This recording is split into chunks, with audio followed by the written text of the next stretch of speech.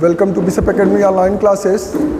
Dear student, today I am starting a new chapter, staffing, chapter 6. In this video, first of all, I want to discuss about the CBSE syllabus for this year. Dear student, in this year, these points, the green points, indicated points will be studied, but red indicated points, red indicated lines, like जहाँ पे cross का sign लगाया हुआ है मैंने, जहाँ पे star का साइन लगाया हुआ है इसको आपको पढ़ना है, जहाँ पे मैंने क्रॉस का साइन लगाया हुआ है इस चीज़ को नहीं पढ़ना है। इससे फर्स्ट पढ़ना है आपको concept and importance of staffing. ये आपके सिलेबस से इस साल के लिए हटा दिया गया है। Staffing as a part of human resource management concept, ये एक टॉपिक है, इसको आपके मैंने इसीलिए इस पर क्रॉस लगा दिया है, क्रॉस लगा दिया, इसको हटा दिया गया आपके सिलेबस से।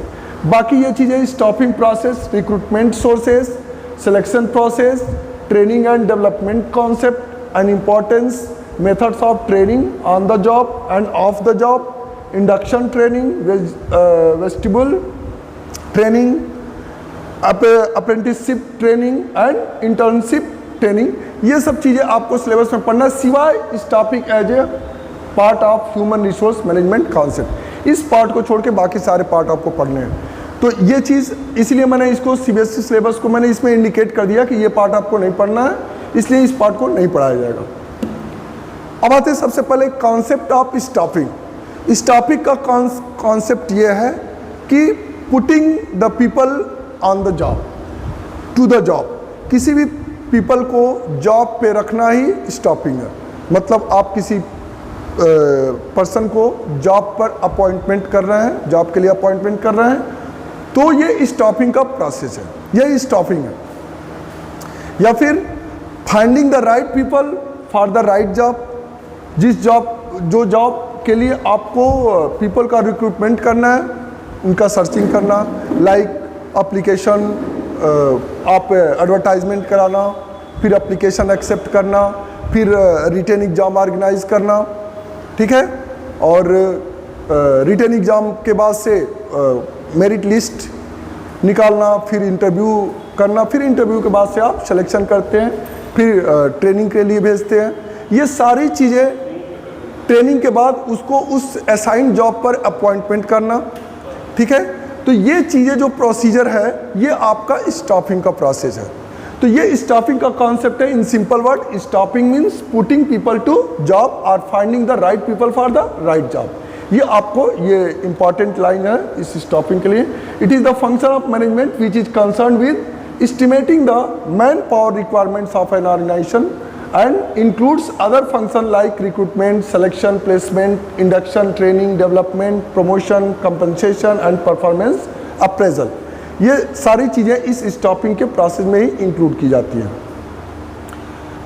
Definition: the managerial function of staffing involves meaning the organizational structure through proper and effective selections, appraisal and development of personnel to fill the roles designed into the structure।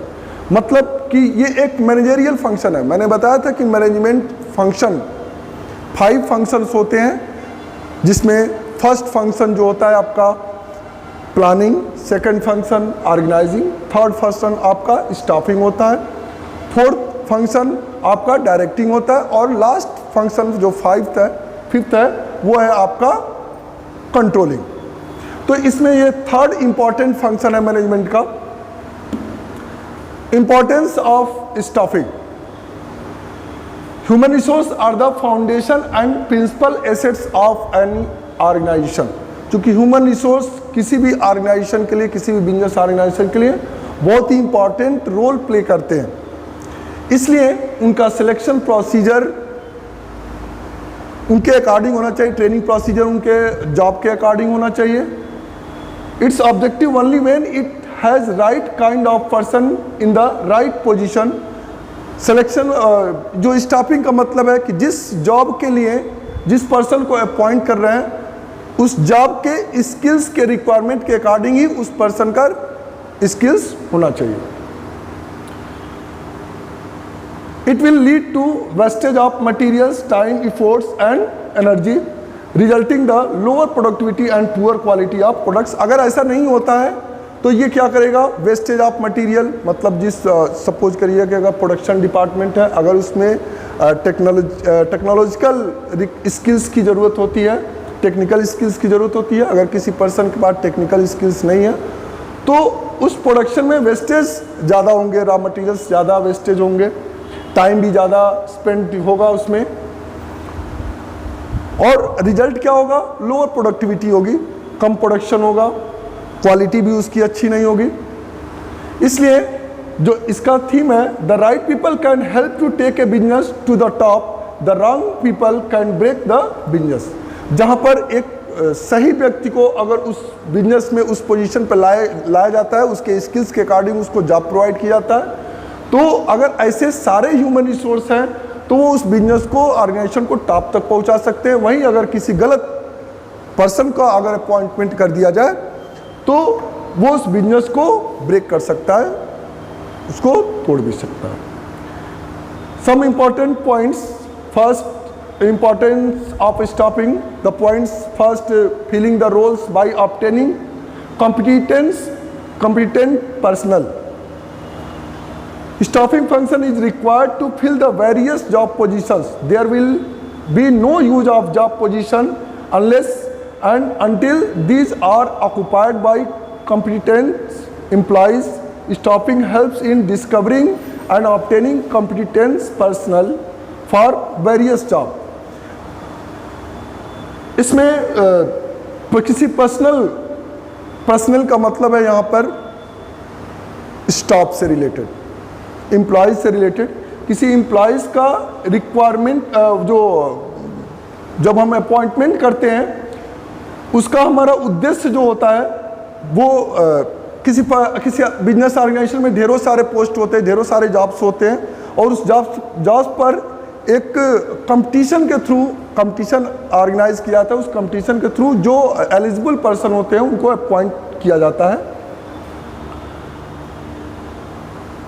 For example, your school principal identify the departments which are short of teachers and work towards finding the required teachers.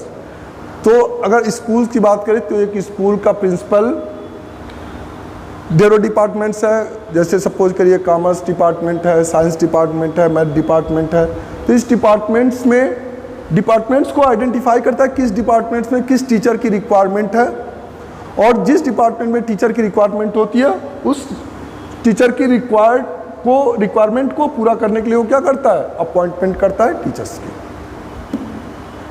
Next है higher performance. Staffing ensures higher performance by putting right person on the right job. क्योंकि इसका जो theme होता है staffing का, right person on the right job, सही जगह पर सही व्यक्ति को अपॉइंट करना according to the assigned job.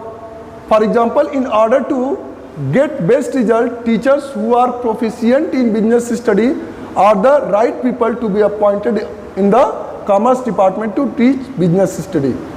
Means business study में जो प्रोफिशिएंट होगा, जो जिसके पास अच्छा नॉलेज होगा, उसी को अपॉइंट करना चाहिए बिजनेस स्टडी के, कॉमर्स डिपार्टमेंट में बिजनेस स्टडी को पढ़ाने के लिए। अदरवाइज अगर यहाँ पर किसी फिजिक्स पढ़ाने वाले पर्सन को अगर अपॉइंट कर दिया जाए तो बिजनेस स्टडी नहीं पढ़ाता है। Next, continuous survival and growth. An organisation grow with the efforts of its employee only. इसमें अपने एम्प्लॉय के एफर्ट्स और उनके इफेक्टिवनेस के कारण ही कोई बिजनेस ऑर्गेनाइजेशन ग्रोथ करता है, सरवाइव करता है, एक्सटेंशन होता है उसका। By appointing competence and efficient employee, staffing ensures continuous survival and growth of the organisation. Competent efficient staff enable an organisation to function successfully. मतलब इफिशिएंटली जिस पर्सन को अपॉइंट किया जाता है जिस जॉब के लिए, उस जॉब के अकॉर्डिंग उसके पास स्किल्स होनी चाहिए, उसके स्किल्स के अकॉर्डिंग ही या उसके स्किल्स के अकॉर्डिंग उसको जॉब प्रोवाइड किया जाना चाहिए। अगर उस स्किल्स के अकॉर्डिंग उसको जॉब प्रोवाइड किया जाता है तो वो उस जॉब पर, उस पोस्ट पर इफेक्टिवली और इफिशिएंटली वो वर्क करेगा, जिससे कि उस फर्म का ग्रोथ होता है। Optimum utilisation of human resources, जब right person on the right job का जो कॉन्सेप्ट अगर होता है तो उसमें वेस्टेज ऑफ मटेरियल कम होंगे, जो ह्यूमन रिसोर्स का ऑप्टिमम यूटिलाइजेशन होगा, मैक्सिमम यूटिलाइजेशन होगा, जिससे प्रोडक्शन की क्वालिटी भी सही होगी, वेस्टेज कम होंगे और प्रोडक्शन भी अधिक होगा। और प्रोडक्शन अधिक होगा, वेस्टेज कम होंगे तो प्रॉफिटेबिलिटी भी बिजनेस ऑर्गेनाइजेशन की इंप्रूव होगी। नेक्स्ट है improves job satisfaction and moral. Right person on the right job का कॉन्सेप्ट से जो पर्सन जिस जॉब के लायक होता है उस जॉब पर अगर उसको अपॉइंट किया जाता है तो उसकी इफिशियंसी बढ़ती है, उसके साथ साथ उसका सेटिस्फैक्शन भी बढ़ता है कि मैं इस वर्क को कर सकता हूँ, उस वर्क को करके वो सेटिस्फाई भी होता है और साथ में उसका मोरल कॉन्फिडेंस भी डेवलप होता है। कारण है कि जिस वर्क के लायक था उस वर्क पर वही वर्क उसको दिया गया है और उसका एक्सपीरियंस इंप्रूव होता है। एक्सपीरियंस इंप्रूव होता है तो वो उसका ग्रोथ भी होता है, उसके नेक्स्ट प्रमोशन के चांसेस भी होते हैं। Through objective assessment and by giving fair rewards to the employees for their contributions, staffing improves job satisfaction and morale of employees. For example, at the end of academic year, schools may plan appraisal for each teacher to give teachers of the year's award. This brings satisfaction for the teacher who worked hard and also motivates others to work harder. You may also observe that your school principal was a teacher once. She or he was promoted to this position as an appreciation of hard work. मतलब अगर एक school का teacher है, उसने hard work किया तो उसको at the end of the academic year उसको years of the award, teachers years of the award उसको प्रोवाइड किया जाएगा, जिससे कि उसका क्या होता है, मोटिवेशन होता है, सेल्फ मोटिवेट होता है वो और उसके प्रमोशन के चांसेस भी होते हैं।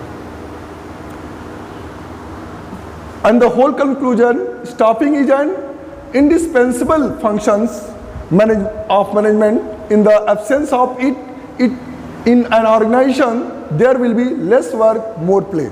अगर स्टाफिंग नहीं है, right person on the right job का कॉन्सेप्ट नहीं है किसी ऑर्गेनाइजेशन में, मतलब कि स्टाफिंग फंक्शन अगर नहीं है तो इसका मतलब उसमें काम कम होगा और खेल ज़्यादा होगा, मतलब lace work and more play. Thank you, have a nice day.